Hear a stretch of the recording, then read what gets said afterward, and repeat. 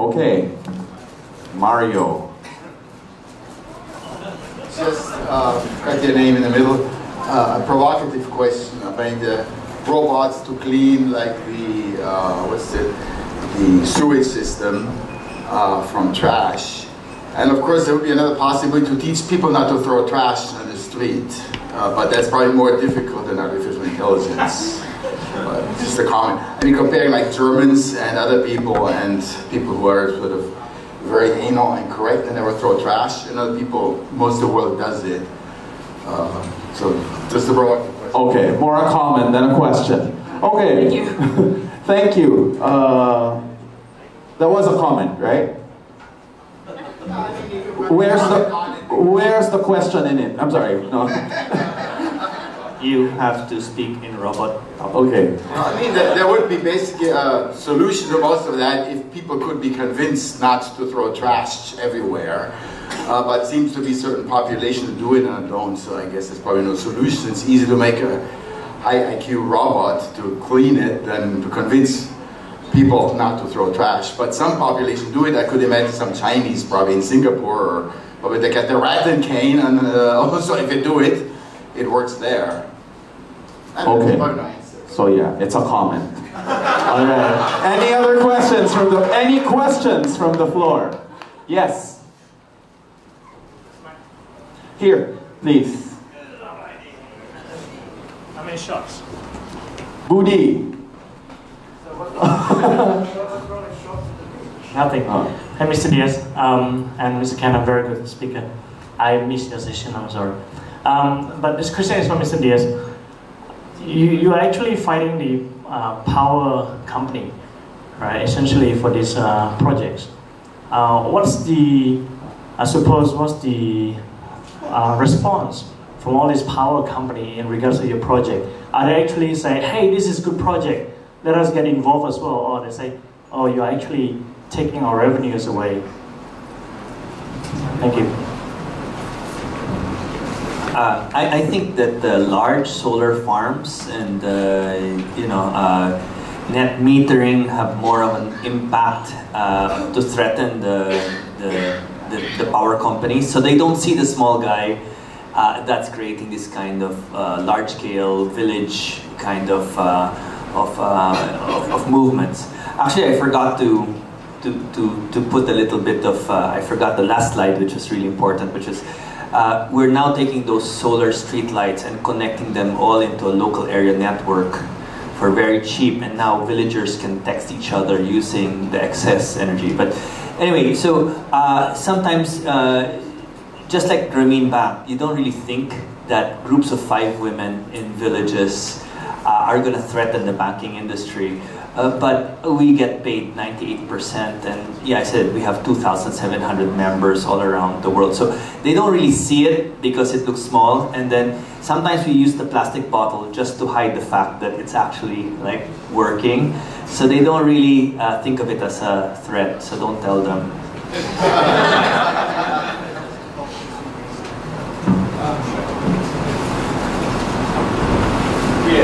Yeah, thanks for the talk about AI. I can see a lot of the talks about AI nowadays focus on warnings. Focus on what? Like warning the danger of AI. But the way I see it, fear is just not a very high level of energy, and it's not a very high level of dealing with things. Is there any other better way of dealing with it? And the second thing is, if AI is our combined intelligence, shall we focus on us being more positive and more positive is as in dealing with it? Because the way I see it is we're not going to extinguish if we remain positive in a positive energy level.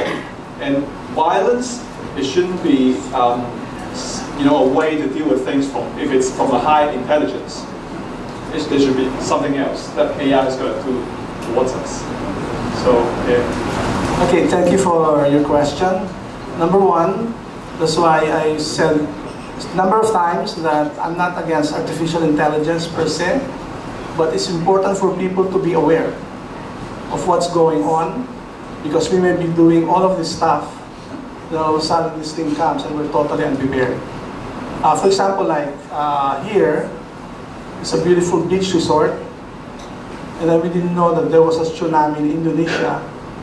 And before long, 300,000 people were killed, right? So it's more of an awareness thing. People cannot solve something if they're not aware.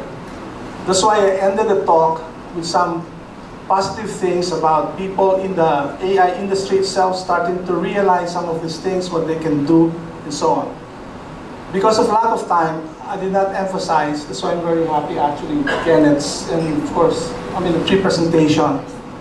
It's because the ultimate challenge of AI is the question, what does it mean to be really human? This is a question that's going to be forced on humanity to answer that question. Because, for example, IQ is just one of 12 intelligences of the human being. So, if AI is just all about IQ, cognitive IQ, and all the rest of aspects of humanity are actually ignored, we need to actually come together and show how these other aspects of intelligence are actually working in humanity. So that's the ultimate challenge. And I also was not able to mention what I'm trying to create around the world is what I'm calling collective human intelligence. Because it's this cross-cultural kind of conversation that can address a question from different perspectives. And then from out of that, you really get the real creativity. In fact, there's a book called The Medici Effect. It's about creativity coming from very diverse perspectives. And if you facilitate that properly, then maybe a solution will come out. Yeah, so in the end, I will say there's 90% solution to all these problems connected with artificial intelligence. There's a 10% that basically most people are not actually dealing with. There's a lot of use on AI. It's about the 90%. Very few, except for some strong voices, are dealing with this 10% that can actually wipe out humanity. So it's just like people to be aware of it, and everybody has to contribute to its solution. Thanks. Thank you, Mr. About Google raising the value of AI as well. It's good that you mentioned it inspired me of questions. So yeah,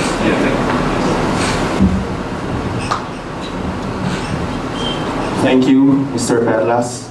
I think in summary, it's watch out for Skynet. Yeah. Yes. Sorry, I actually have a question for all four of you. And I'd like to ask that question first, and then I have another comment to make after this gentleman.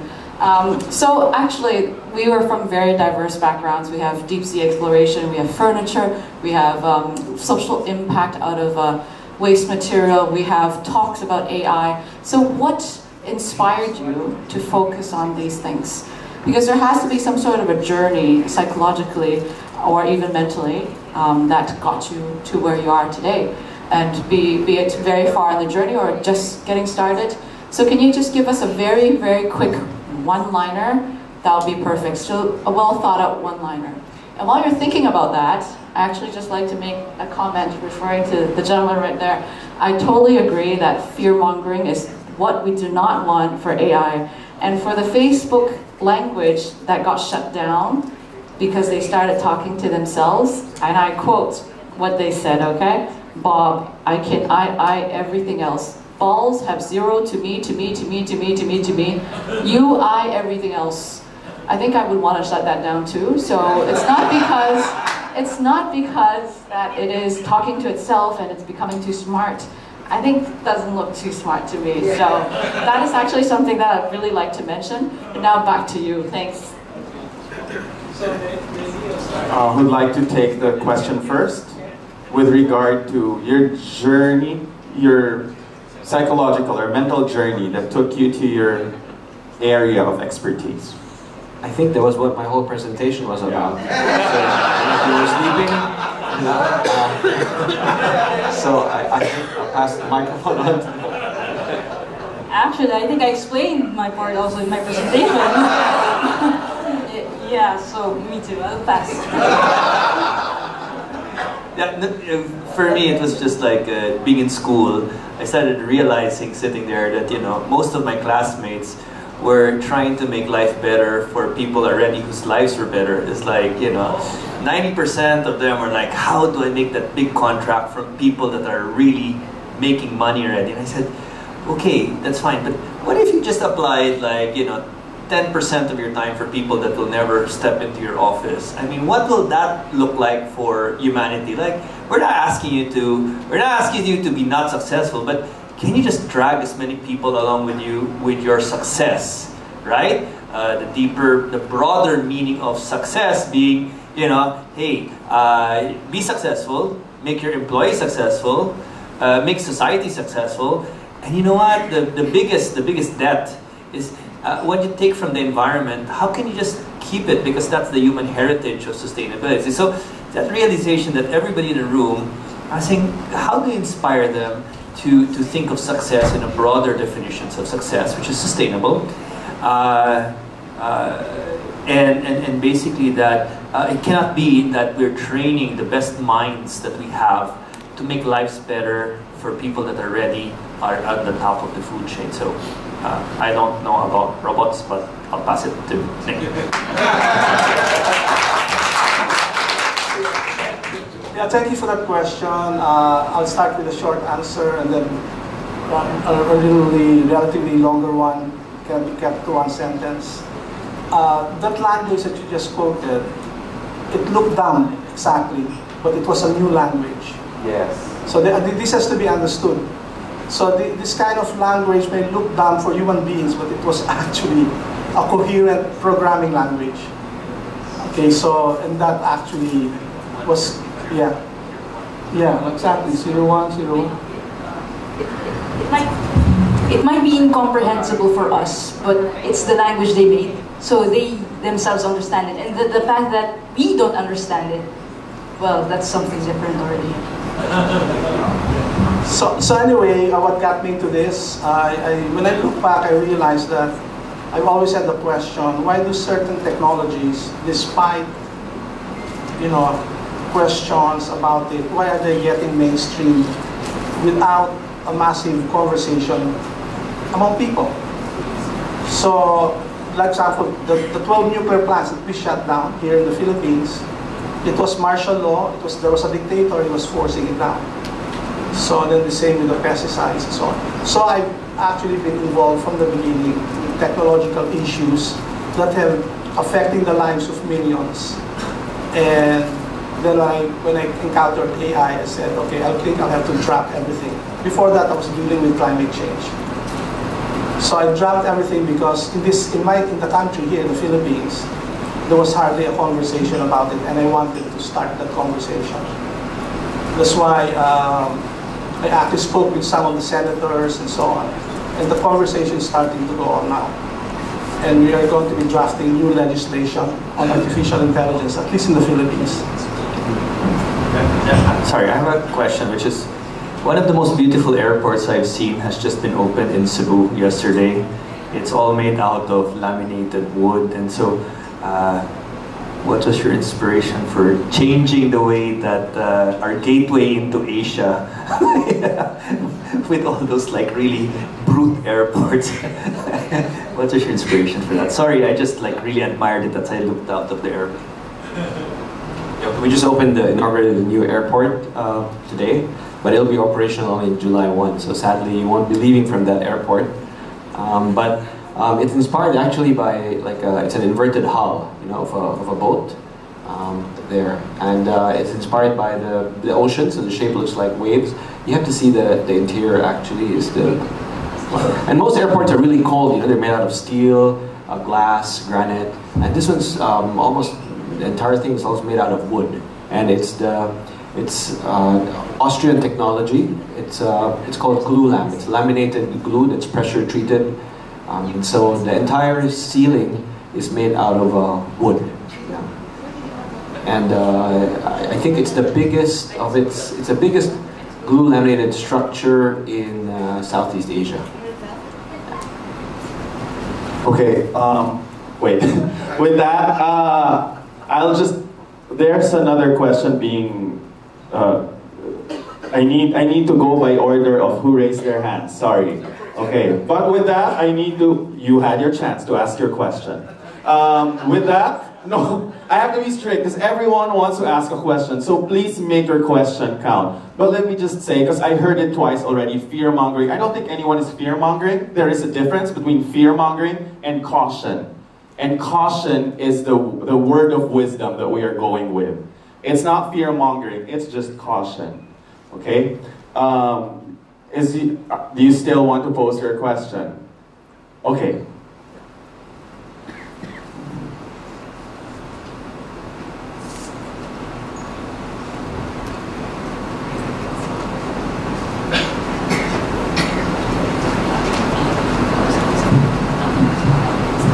So I mean, listening to the AI talk just now, I mean, everything it sounds a bit scary and all, but I still believe that despite AI being so great and all, creativity is still one of will trump all of that AI thing. I mean, you're designing a furniture that I'll never be able to afford.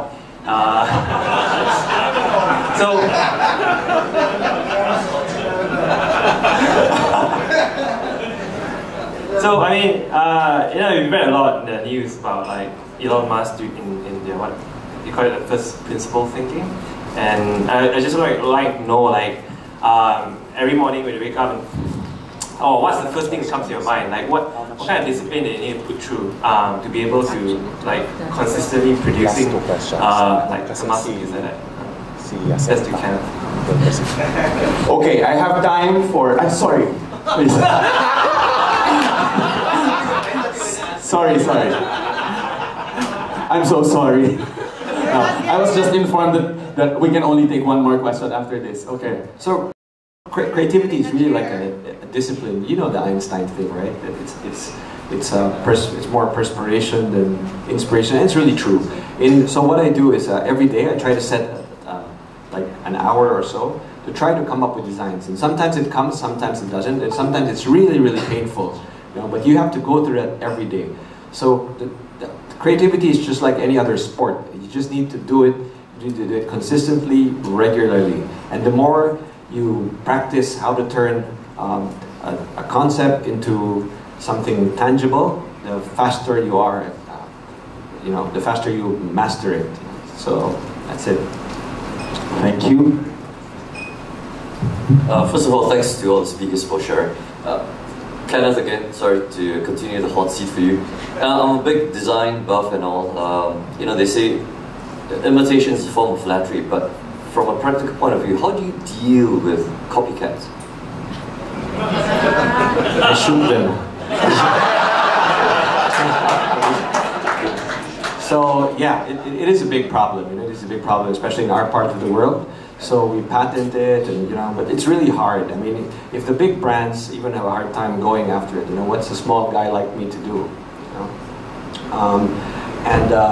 But what I try to do in all this is really try to make something that's a work of art.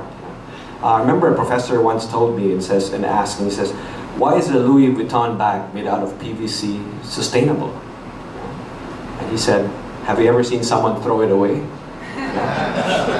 So what I try to do is try to make something that's beautiful and that's made to last, so that people will treasure it.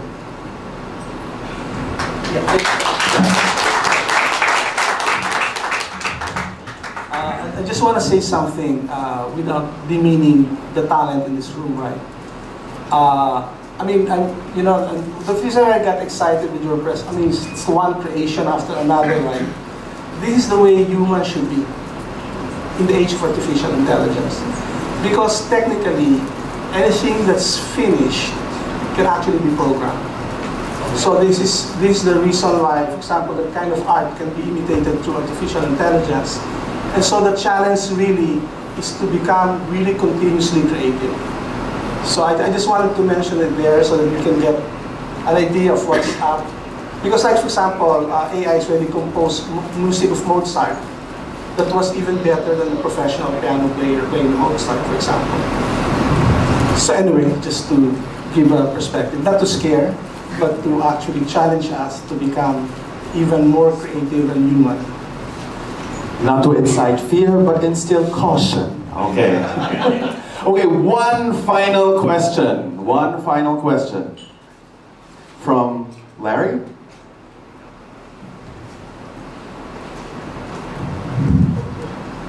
That's the way to do it. Okay, I have a question for the beautiful lady there. All right, you are controlling robots under the water.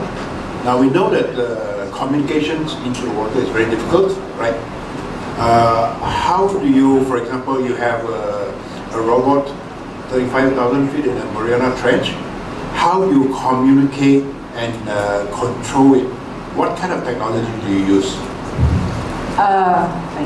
Right now, we're still in the early stages of actually making such vehicles. So right now, we're using cables. Cables that are connected from the actual robot, and then there's a mediatory robot again, and then this mediatory robot connects to the mothership. So from the mothership, it sends commands to the robot. Robot sends data to the mothership.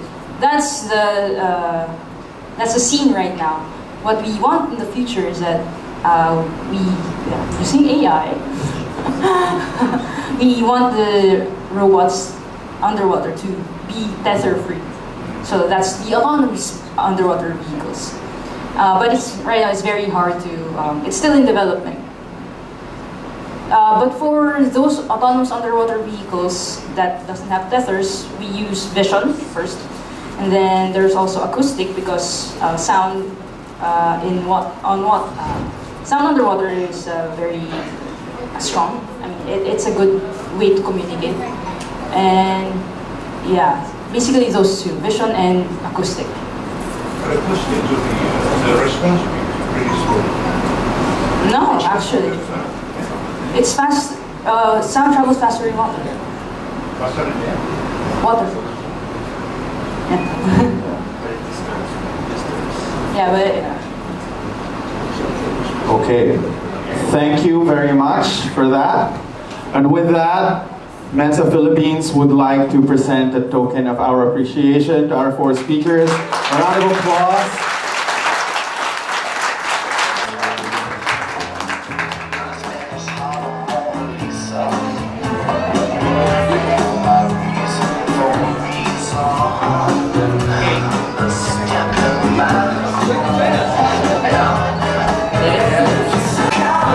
Okay, please stay in your seats. We have a presentation from our fellow Mensan from New Zealand,